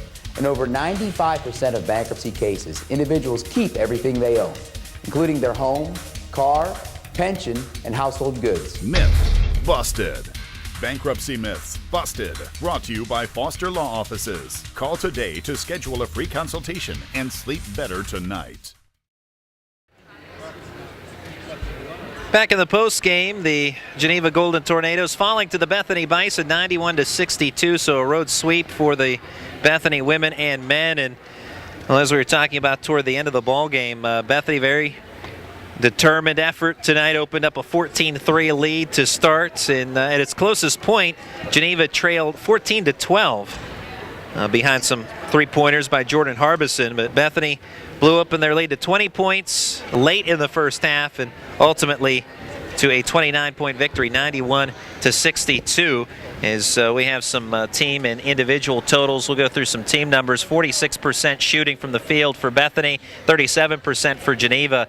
In turnovers, 24 turnovers for Geneva, just 9 for Bethany, and that was a big part of the victory tonight for Bethany as a collective unit. Well, I think a lot of times when you have turnovers, there's two kinds. There's the unforced kind, or the kind that doesn't result in transition right away, throw out of bounds or offensive foul, something along those lines. And then you have the steal. And the bigger thing to me, 24 turnovers from Geneva, but 18 of those were steals by Bethany, where the play continued, and Bethany so often was able to go the other direction and get something in transition, whether it was a bucket, a foul, offensive set, whatever. But the play continues instead of just a ball out of bounds, and at least letting your defense, turnovers aren't good, but at least let your defense set up or whatever, and Bethany just wouldn't let that happen tonight with Geneva. 18 steals is an unbelievable total, and being able to prolong the possession or get possession and go with it. That's been Bethany's style, and they've been able to do it again here tonight. 5 players in double digits for Bethany, including Ramel Young with a game-high 18 points, 17 for Delonte Joyce, 14 for Lawrence Weldon, and 11 each for Leslie Addy and Kevin Jackson for Geneva, 15 for Jordan Harbison, all from beyond the arc, 5 of 9 shooting there, and 11 points apiece for Chase Vaudrin and Jacob Jaros. Jaros off the bench for the Golden Tornadoes. With all of those stats noted, we're going to take one more timeout, our final timeout of the evening, and then hand out our Foster Law Office's Player of the Game on the PAC Sports Network. Disability affects the lives of over 29,000 people in Fayette, Washington, and Greene counties. Tri-County Patriots for Independent Living are people with and without disabilities working to meet those needs in the community. The success of Triple comes from the commitment of a dedicated board of directors, its members, and volunteers. To continue to improve services, Triple is renovating the historical YWCA building located at 42 West Maiden Street in Washington. This will allow for an assistive internet cafe, increased veteran services, and transportation and wellness to provide skills to help with independent living. Your help and feedback are appreciated, and if you seek assistance, we're here to help. We're here at Sport Clips, the new just for guys haircutting place, to see what the buzz is about. How was it? Nice cut, nice price, professional stylist. Doesn't get any better than this. There's sports on TV at every chair. I got an awesome haircut, steam towel treatment, neck and shoulder massage. I went all the way! What are you waiting for? Sport Clips is now in your neighborhood. At Sport Clips, guys win. With 2 locations in Washington County, at the McMurray Shops in Peters Township and at Trinity Point in Washington. For 3 generations, Sharps Furniture has been proud to serve southwestern PA with their brand of personal service. Being an authorized dealer for Lazy Boy, they are dedicated to providing the finest quality products made here in the US of A. Looking for custom upholstery? Sharps carries a large selection of upholstery to choose from, all made in America. And their friendly staff will deliver right to your front door. Sharps Furniture, your authorized Lazy Boy dealer. Family owned, family operated since 1917. Located just off I-70, exit 19B in Washington, PA. When you are in need of fast, affordable, and professional voiceovers, contact TimeAd Productions. TimeAd Productions offers voice services for business presentations, documentary narrations, radio, television, imaging, and commercials, movie trailers, corporate phone systems, websites, audiobooks, and more. Visit or contact us online at www.timeadproductions.com. When you're seriously in debt, you know that feeling. It returns every time the phone rings.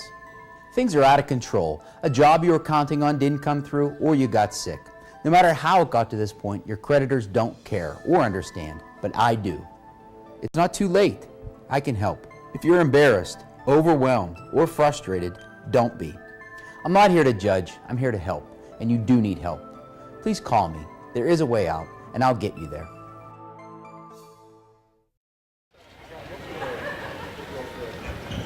Bethany Bison victorious tonight, 91-62 over the Geneva Golden Tornadoes. Again, Bethany now 7-0 overall, 3-0 in conference play. Geneva 4-5 overall, 0-2 within the President's Athletic Conference. And our broadcast crew tonight, Nick Farrell, our producer, Shannon Basic, our camera person, Justin Piles, I'm Randy Gore. Glad to have you along with us tonight on the PAC Sports Network. One more piece of business to take care of. Our Foster Law Office's Player of the Game, and with a game-high 18 points and quite productive off the bench, Ramel Young, a sophomore, impressive at least PAC Sports Network debut.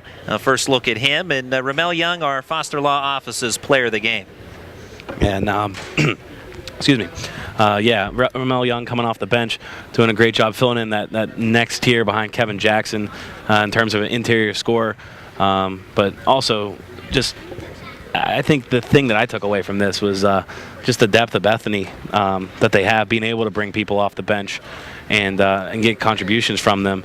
It's not just a starting five anymore for the Bison, and they were able to withstand foul trouble to two prominent players tonight in the second half and didn't miss a beat. Yeah, terrific work, and as we talked about with the 4 fouls on Leslie Addy and Kevin Jackson, Ramel Young's contributions quite large with those two playing with 4 fouls, and Ramel Young doing a lot of work in the first half additionally, so it wasn't just the second half showing by Ramel Young. He was there from start to finish, and the Bethany Bison leading from wire to wire with a 91-62 win, so congratulations to Ramel Young, our Foster Law Office's player of the game, as well as the rest of the Bethany Bison for their victory tonight, 91-62. We wish the Bethany Bison a safe trip home, as well as all the fans that were here in attendance, as well as ourselves and our broadcast crew. So hopefully the weather has cleared up some, or at least the plows have been out there, some salt trucks, and we can all make our trek back home safely. So glad to all the folks who tuned in tonight. Thank you very much to those folks, as well as our sponsors, Triple, Tri-County Patriots for Independent Living, Foster Law Offices, Sharps Furniture, and Sport Clips. A big thank you to all of those folks. So that'll do it. We'll come back in we'll be back in the new year with more PAC basketball, but tonight 91-62 Bethany, the winners in men's basketball. For our broadcast crew, we'll talk to you again soon on the PAC Sports Network.